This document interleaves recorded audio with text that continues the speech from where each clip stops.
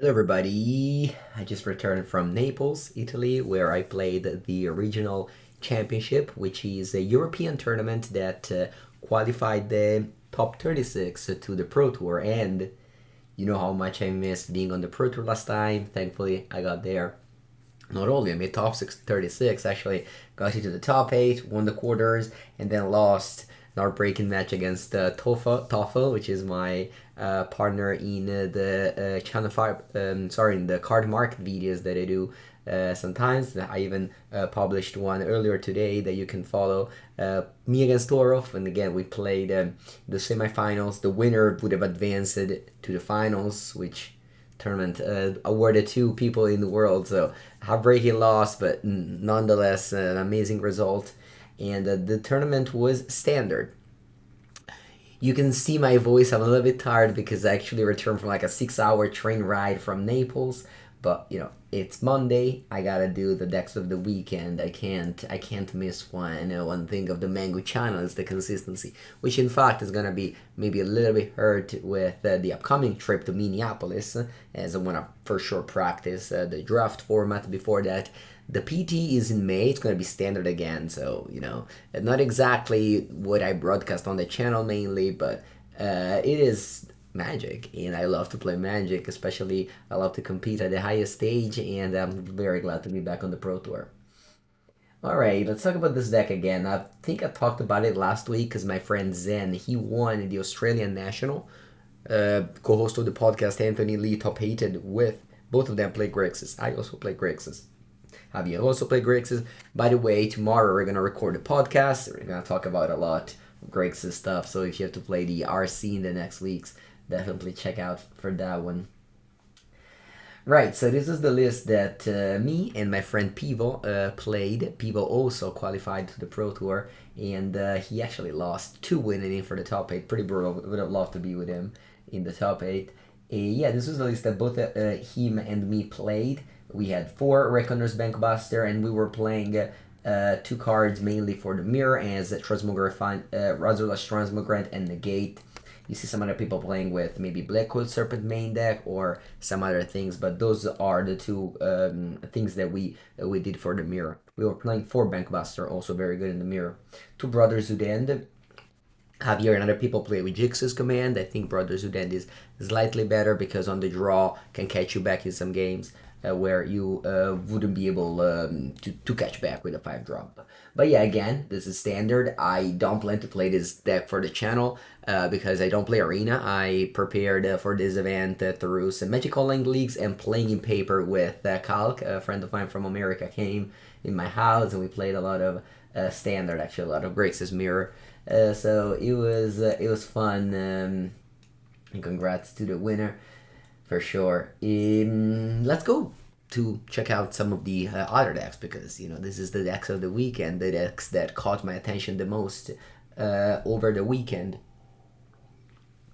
Let's talk about the winner of the Mox Showcase. That's a tournament with like so many people. I don't exactly know how many people were there, but I can tell you that it was over 300.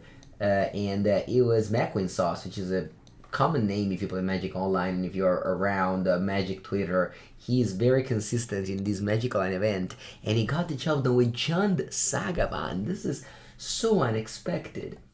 So Jan Sagavan won the huge Japanese event last week. I played it. You can find it last week. I made a video with this deck. Actually went 4-1. But this list is different. This list doesn't play DRC, doesn't play Unholy Heat. Only one. That list was playing 4. And instead it's playing a bunch of 3-drops that list was not playing. That list was playing 0 3-drops. Here we have 2 Tireless Trucker, 1 Fable, 1 Cakeman, 1 Pulse. That is something that you will never foresee winning such a premium event, because the Mox Showcase is a premium event if you follow the Magic Online tournament scene. But yeah, I'll probably play this deck again since it's so much different than the previous one. I love that in the Severed 2 Orvar, this card is now so important since this deck has a terrible matchup against Creativity, I want to say.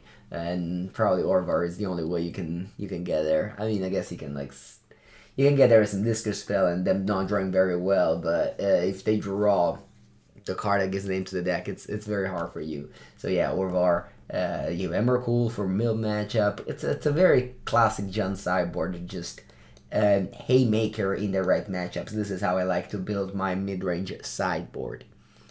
One Mishra's Bubble, only 2 Neo Spellbomb. That's interesting. I'm gonna guess that against Murktide, you crack 1 Spellbomb very early of a Urza Saga, but you want another one because they can easily rebuild the graveyard for DRC or Murktide. So that's why the second Spellbomb. Also, Spellbomb gives Delirium, it's like similar to Mishra's Bubble. You have to pay 1 mana, actually 2, but it gets the job done, just like Mishra's Bubble. And then you grow the Goyf. But yeah, overall, again, the 24 list, I think that's the difference. I think the past list was playing 22 with 3 Saga. This was 24 with 4 Saga, so you can maybe flood a bit more, but you also have Sokenzen and 2 Boseiju, so you definitely have things to do with your lands. You have Ren and 6, so you can like recoup these Sokenzen and make 2 Spirit every turn. It is not something I've ever done, but you can do it.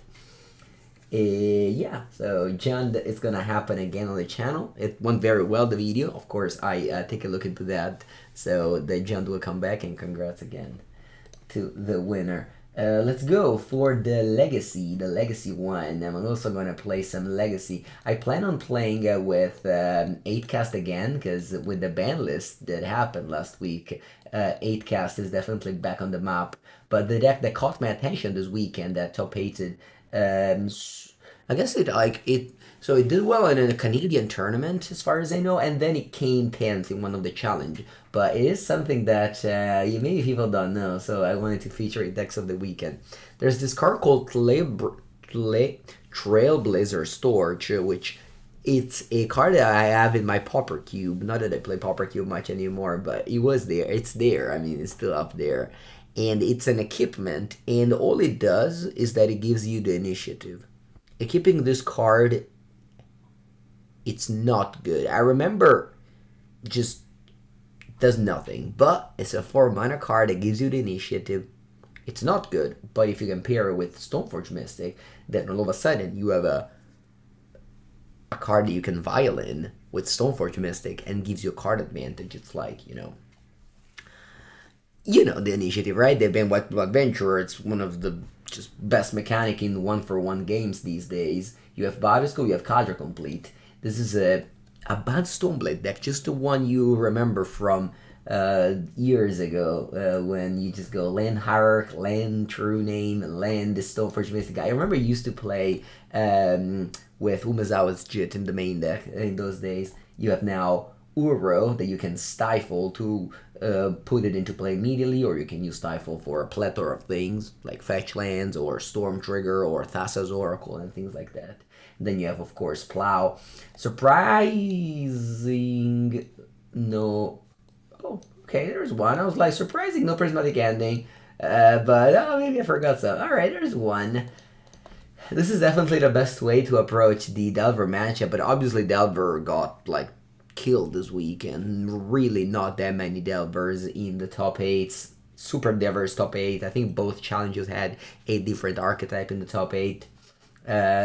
Which is not necessarily because now the format is healthy, but just because Magic players are net decker. If they have nothing to net deck, they'll just play whatever, and playing whatever leads to a diverse meta game. So I'm not saying it's not healthy. I'm just saying that it's not because in the first weekend there's all different decks. It means it's anyway. I'm digressing, but I like this deck. I'll play it in a legacy video.